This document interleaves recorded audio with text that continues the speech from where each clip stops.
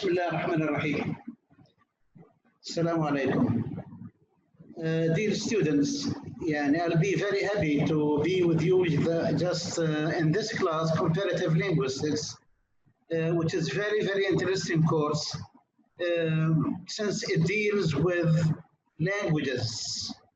We are going to deal with natural languages, several languages, but the main languages we are going to discuss are English and Arabic. We are going to compare between them and see their secrets. And we need to know the first language ever found in the globe, whether it is Arabic, for example, or English, or Hebrew, or Russian, French, or whatever. Okay? طبعا, in this course, we are going to discuss different aspects of language. We are going to deal with different sides of language, like the phonetical side, the phonological side, semantic side, syntactic, and grammatical side, in addition to the sociolinguistic side and other sides as well. The focus will be on the symmetries and asymmetries, and similarities and dissimilarities that can be available between English and Arabic.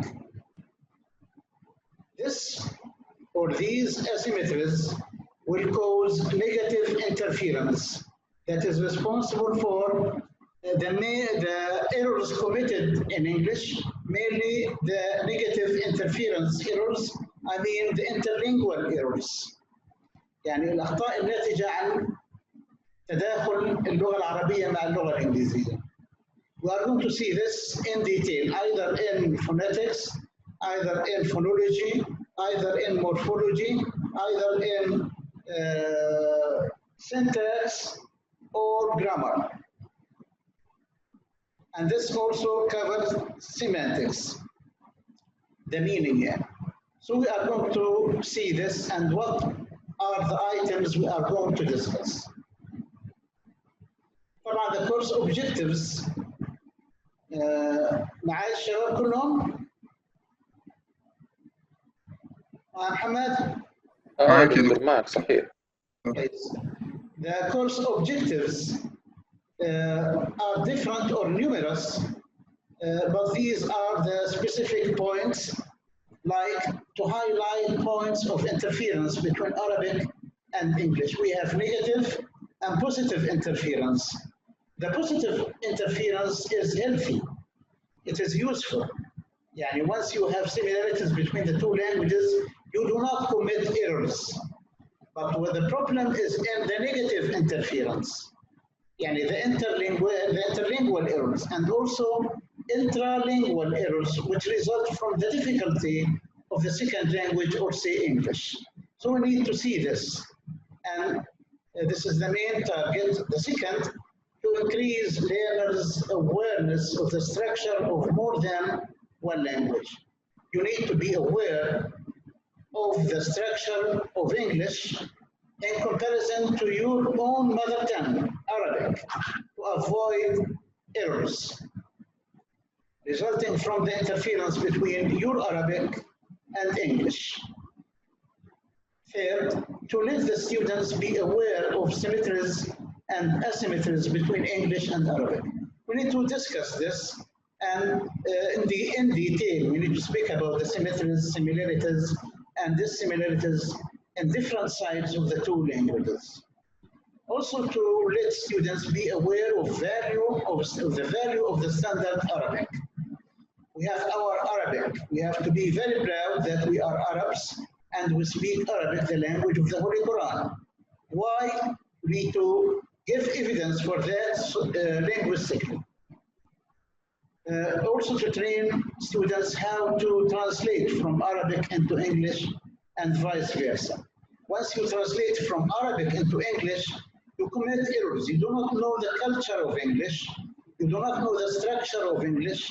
and you think in Arabic and you translate from your own Arabic to English in Arabic thoughts. And you transfer the grammar of Arabic into English.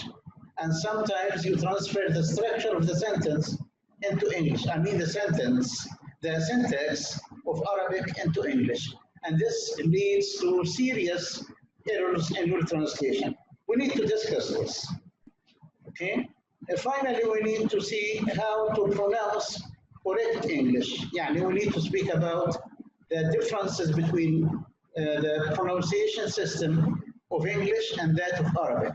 And here we need to touch what is called the sounds in isolation. I mean vowels, consonants, diphthongs, triphthongs of English and their equivalents in Arabic. For example, we have lots of you. When I say, for example, يسمح. Muhammad, what does it mean, يسمح in English? Maybe we can use the word allow, or it is allow. There's no give permission. There's no gymnasium in Arabic, in English. ما فيش شدة باللغة الإنجليزية، الشدة بالعربي. يعني ما فيش أقول أنا allow. طبعا, yeah, ما فيش allow, yeah, allow, but we can use it in the same. Okay, yes. fine. Right. Command. I don't say command. It's wrong. Command. We have, for example, when I say, for example, comment. Don't say comment. Okay. There's no gymnasium. The gymnasium is available in Arabic only, but in English we don't have gymnasium except only in some words, like for example, European. It's incorrect to say European. فيش بالإنجليزي حاجة اسمها European. Correct, European. Okay. Museum. فيش حاجة اسمها museum. Okay. طيب Korean. فيش حاجة اسمها Korean. These are available with what is called gymnasium. يعني شدة in English. But the rest of words are monolingually pronounced. Okay. يعني allow, comment, you see, about, etc. Now we come to what is called schedule of classes all along the semester. First of all, we need to speak about contrastive linguistics. And here we need to touch what is called theories and methods. What does it mean? I mean, we need to discuss or to compare between contrastive linguistics and comparative linguistics. And we have similarities between them and we have differences between these two subjects. Okay. Once we say comparative linguistics, this is employed for translation and for pure scientific issues. However, contrastive linguistics deals with teaching English as a second language or as a foreign language. This will be done in the first and second weeks, yani first and second classes. The third and fourth classes will touch what is called sound and connected utterance, but before that we need to speak about sound in isolation. What does it mean, sound in isolation? I am going to speak about what is called the sound in separation. I mean the consonants, the vowels, the diphthongs. How are they pronounced in English?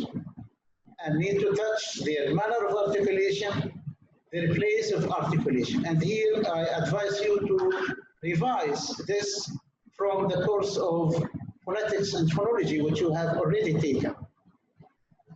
So if you could just have a look and revise it very quickly, because this will help us very much once we explain this topic, sound in isolation. I mean consonants, vowels, diphthongs, etc.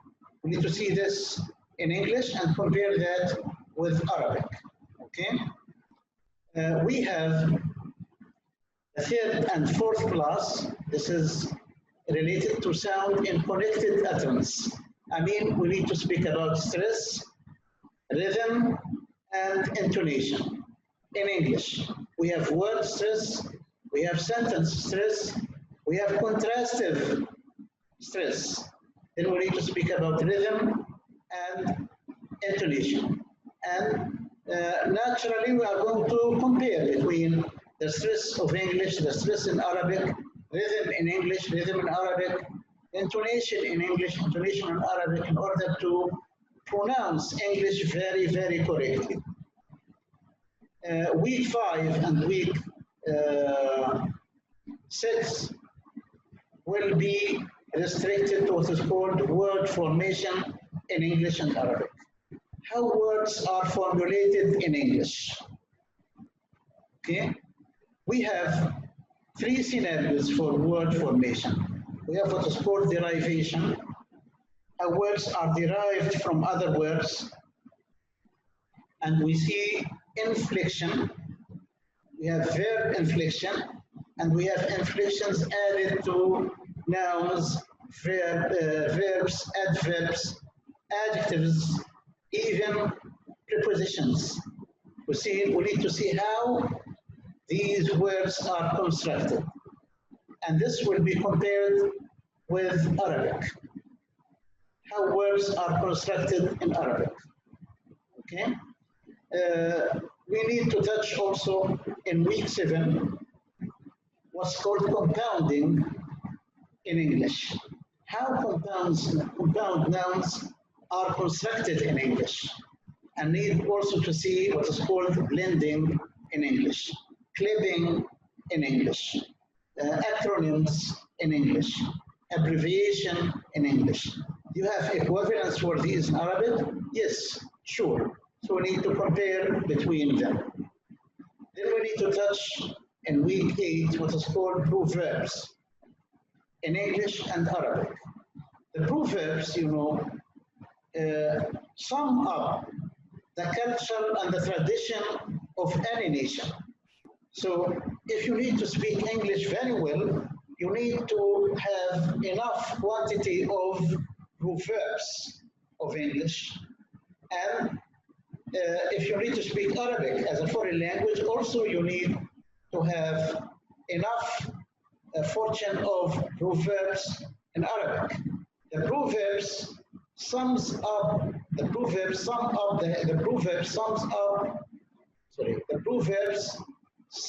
up the history of language. I mean the history of English, the history of Arabic. We need to see the origin of these proverbs and sources of these proverbs. How to use and how to teach these proverbs. How to translate these proverbs. Either from English to Arabic, yes, or from Arabic to English, yes. Of course, because understanding one culture leads to understand its language, and they are both connected to have a good comprehension of the language. Culture is not separated away from the language itself. Certainly yes, certainly yes. So you cannot speak English without having the culture of English. Okay, you cannot speak Russian without having the culture of Russian, and etc., etc. Culture is the spirit of the language, the soul of the language. Without culture, the language becomes dead. And if you are not familiar with the culture of English, your language will be called dead language. You cannot understand others, and the others cannot understand you at the same time. So you need to know about the culture of language. Proverbs represent a large part of this culture. So you need to be familiar with it. And this will be done in week 8. It will be very interesting and very exciting. Week 9 is related to definiteness and indefiniteness in English and Arabic. I mean the definiteness and indefiniteness, we mean the articles a and the وقال التعريف, the difference between them between English and Arabic, between English and Chinese, between English and Russian. We need to touch other languages, okay, and see the differences.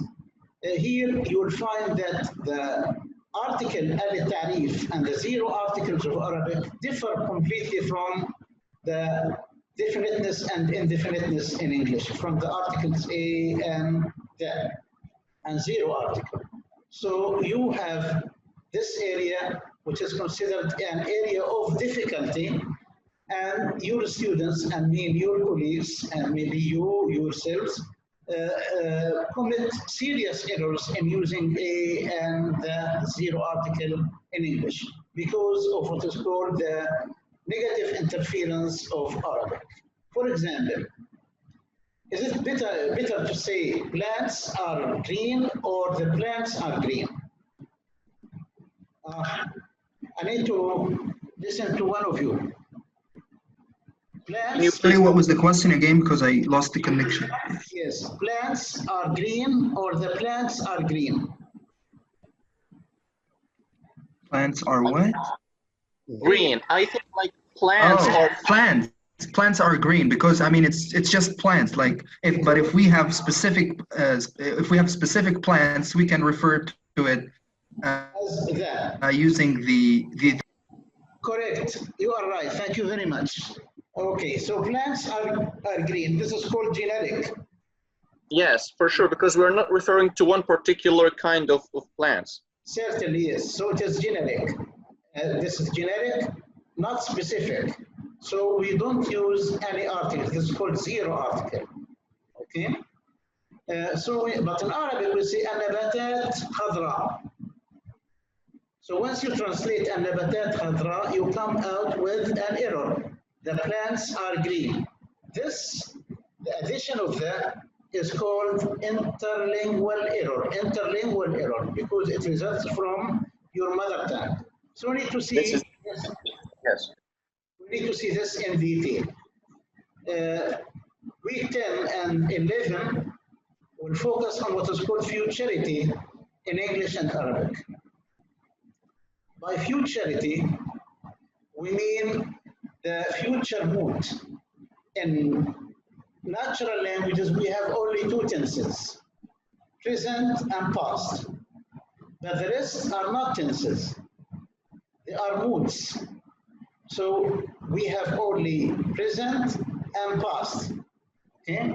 So if anyone asks you about the number of tenses in English, don't say it is 12 or 16 or whatever. This is wrong. We only have two tenses in all natural languages, including Arabic.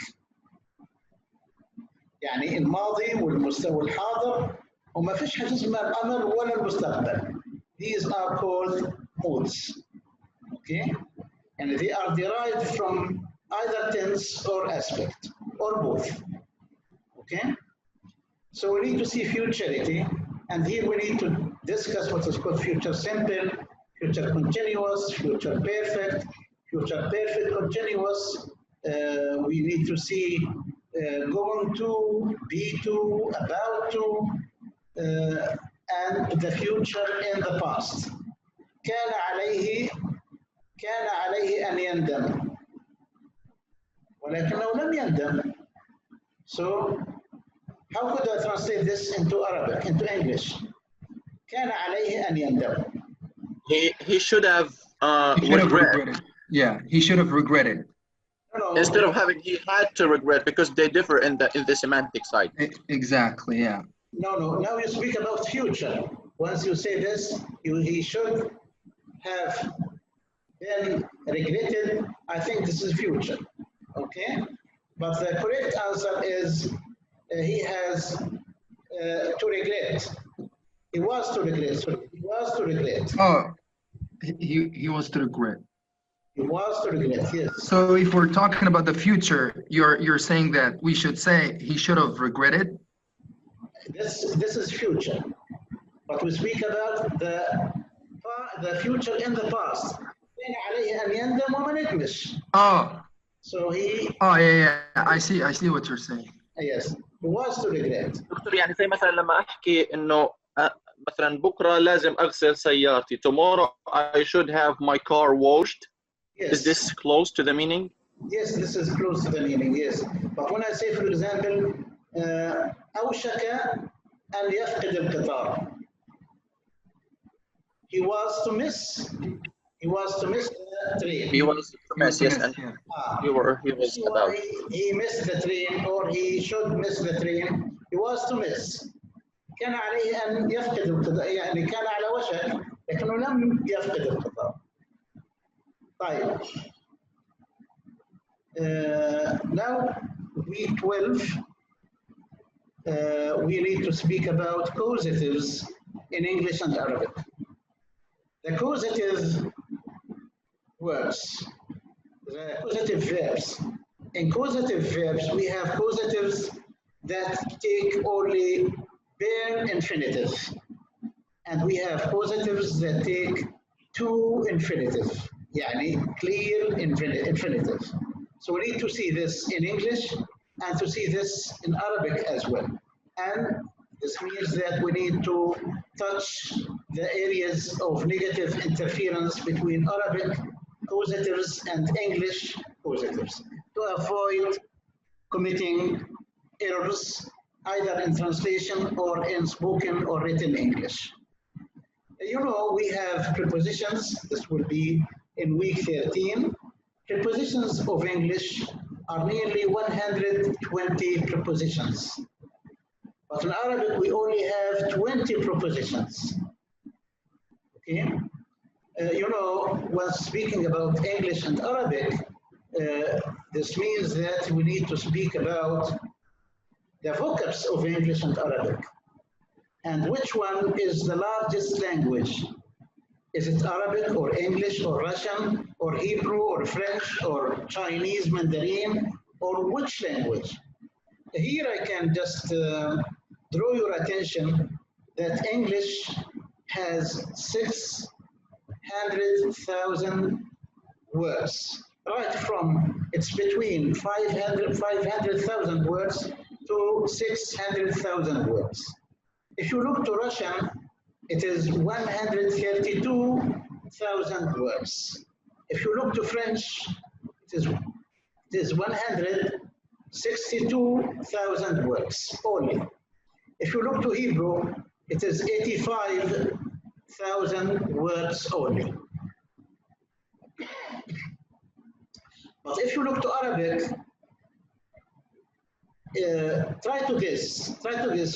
What does Arabic contain? How many words does Arabic? It got 12 million words. Excellent. It is more than that. It is nearly 13 million words. Yeah.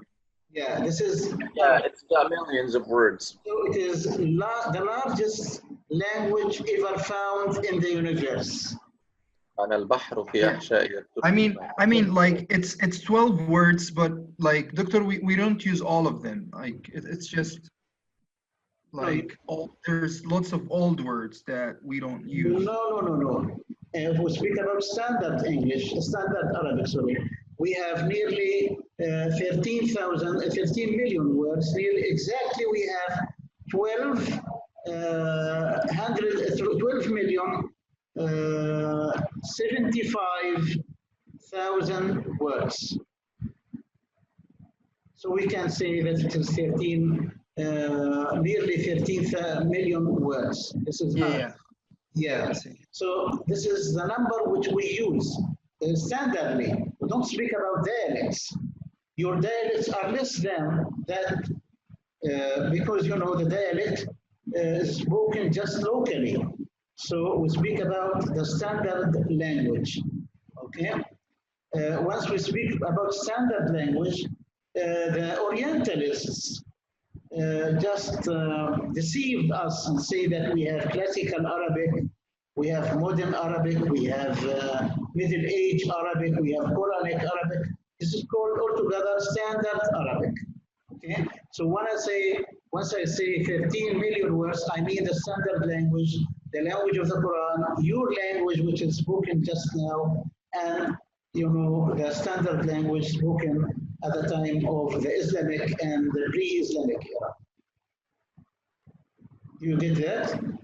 So, Doctor, it's not the same as English language as it has, for example, the Middle Age language, the modern age language, and the postmodern age language, and the old age language.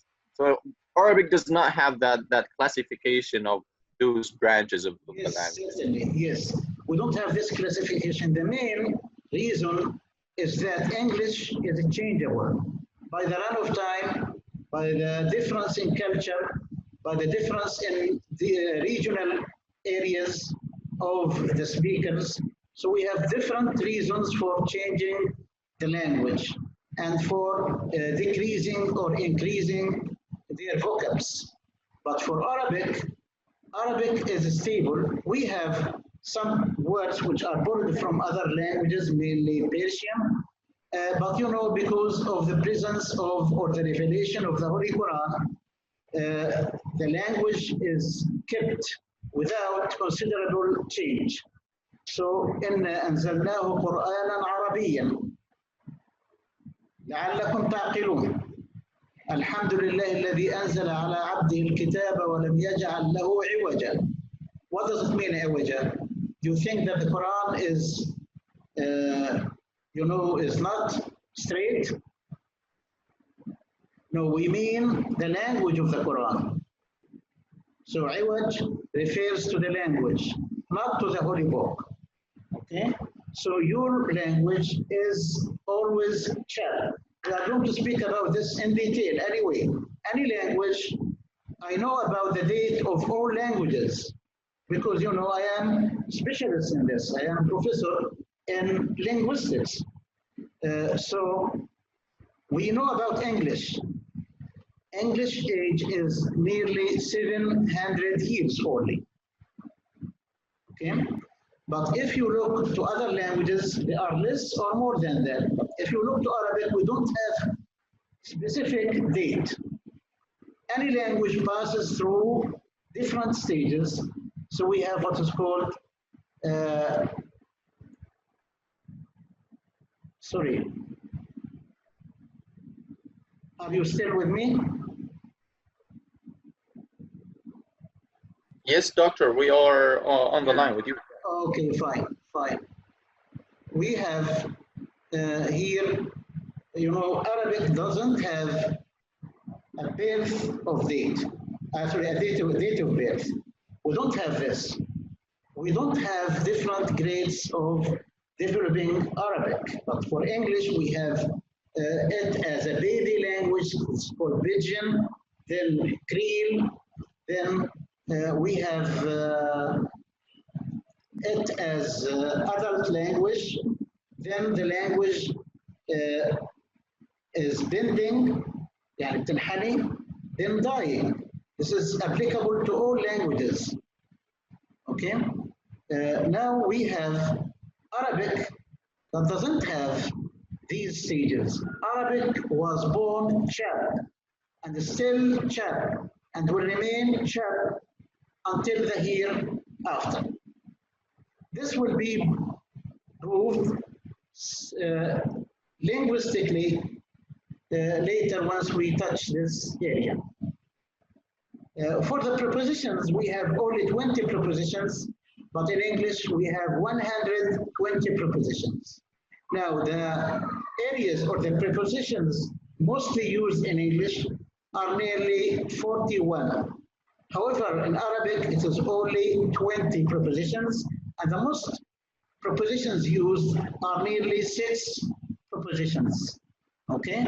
But they have meanings that cover the 120 prepositions of English. So this area is very difficult for you as students and for the learners of English. They commit serious errors in using prepositions. Because if you look to the preposition fi, for example, you have in, at, on, etc. Different prepositions of English. However, in Arabic, you can have only one preposition, fi, but its translation is different according to the context. Okay? So we need to see this and in order to avoid any difficulty. Also in week 14, we need to speak about the infinitive and gerund in English versus derived and modified